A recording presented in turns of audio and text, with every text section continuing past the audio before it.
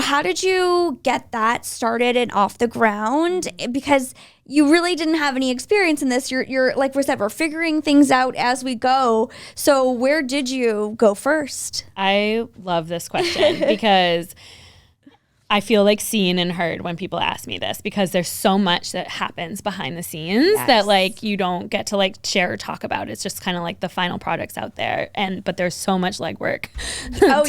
You don't just for them. It seems like they blink and it's there, but there's so much that goes on behind the scenes and prior to that to be able to happen. So I definitely think it's something that we need to acknowledge, and I'm always curious to figure out what everyone's journeys were. Yeah. So for me, I mean, it just started kind of with like this entrepreneurial like spirit. Like, I guess I'm kind of an all or nothing type human. And if something isn't working for me, I'm going to like make moves and shift and to figure it out. And for me, like that really did start with yoga. Because I wanted to do it full time. I wasn't just going to do it on the side. It wasn't going to be my plan B. It was my plan A, like 1,000%. So like it really started there because I was just like, I just got my certification. No studio will hire me because I haven't worked in a studio yet. So I'm literally going to hand out flyers on the street, be like, I'm teaching at the beach. Like teach the best class. Like, I was terrified, but I'm like, it's the best class you'll ever take. You've got to take my class. It's going to change your life. Hey, fake it till you make it, honey. And, and like literally it would start like me just like offering to teach like all these public places until I could get into the studio, and then from there taking off. But yeah. And then there was a shift from being like an independent contractor as a heels and yoga teacher to, okay, this is my business and we're going to like do it like the right way. And there was a couple, I just like kind of went into it and then had to backtrack. Oh, I need like my LLC. Oh, I need these insurances. Oh, I need to like get a lawyer on board. I have to have like all of, my ducks in a row for the website and contracts and everything like that. So I just kind of like went for it and backtracked to like clean things up, I guess. But, I mean, as far as finding the studio, that was, because I'm an all or nothing person, I think sometimes, and a Capricorn rising, I think sometimes I'm like, I have this idea and I want it now and it's going to happen now. So this was a really big lesson for me in patience, because when it comes to something like this big, it's worth taking the time to like wait for the right place to come up. And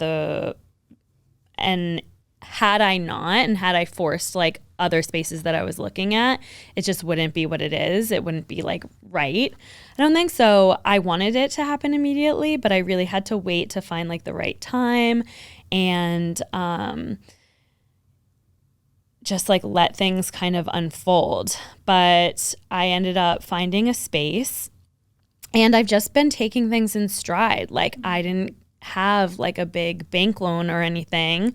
I had some help from like a little side loan that like covered like the cost of our signage and our mirrors and like first last. So like the necessities, and then kind of going from there and backtracking. Like, okay, now I can like be starting to think about like a really nice floor or like more cosmetic things. Yeah. And so like that's sometimes what I tell people who are like opening up a brick and mortar or business is like, if you can get it like running, like, especially if you don't have a ton of capital, don't come from like a lot of money or like have that backing, just like kind of start with what you can and then like go from there. Yeah. So.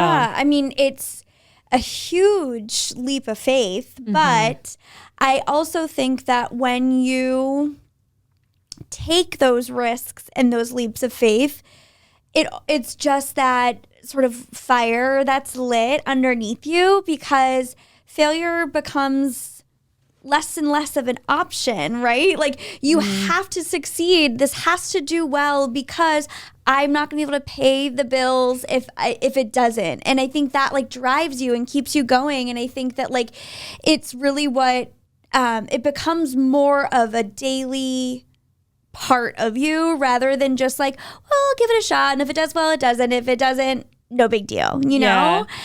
So I think there's something that's really special about that. As scary as that is, that approach can, I think, really turn what you have into something that's like magical, where otherwise maybe you wouldn't have put that extra oomph into it, you know, that extra effort. I think a lot of things that stop people from like pursuing what they want or perhaps were like meant to do is like fear. Totally. And the fear of taking a risk and not having a plan B. Whereas sometimes if you're holding yourself back because of that fear, like you would never, there's no room for your dream to grow because you're focusing on if that's your plan B, it can never be your plan A, if that makes sense.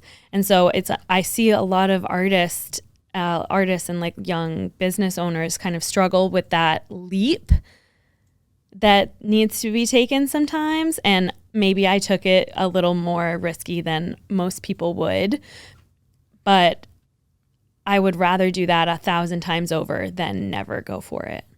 I love everything that you just said, and I could not agree more. And I think that is, it's so true. I don't want to say that it's where people go wrong, but in a way it sort of is, you know, like one of the things like my boss always says to me is, you know, it's better to have both feet out the door than to have one in and one out. And like if I'm always like, I'm gonna be, you know, I have this appointment, but like I'm on my phone, or like I can still check my emails, and she's like, just say you're not available for 2 hours, you know, like stop trying to do both.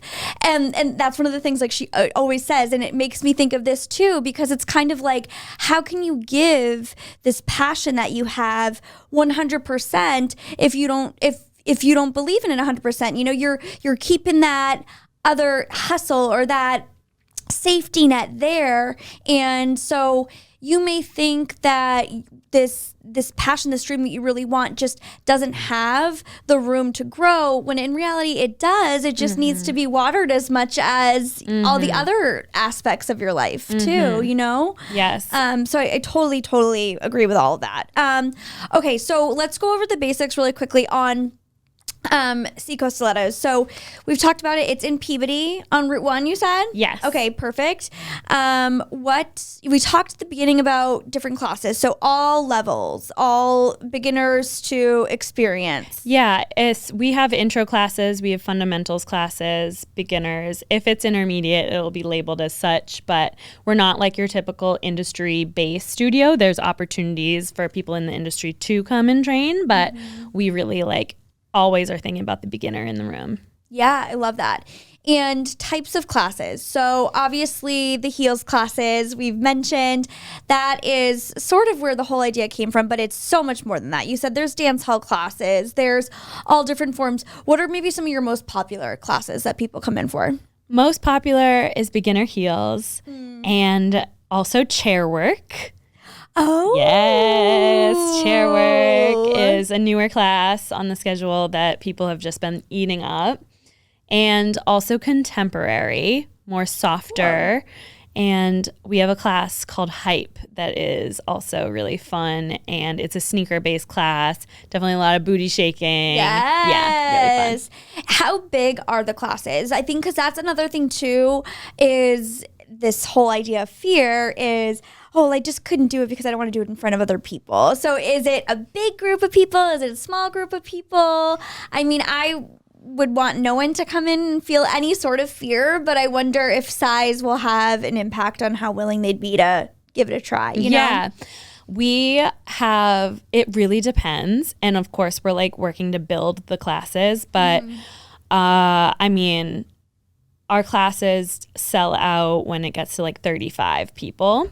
So we can definitely like pack the house for like the studio that we're in. Yeah, that's good size. And it is funny because I feel I totally get that. Like the more people, the scarier it is. But it's also the way in which we start the class. Like we're gonna preface right when everyone is there that setting the tone for like, this is a place where we hold each other in love and celebration. This is not a place where we're going to be judging. You're just as worthy as the next person, the person next to you, regardless of your dance experience. And like setting the tone of like, this is a place where you can feel safe and express. And at the end of the day, the steps don't fucking matter. It's about like having fun and feeling good and being like a badass bitch.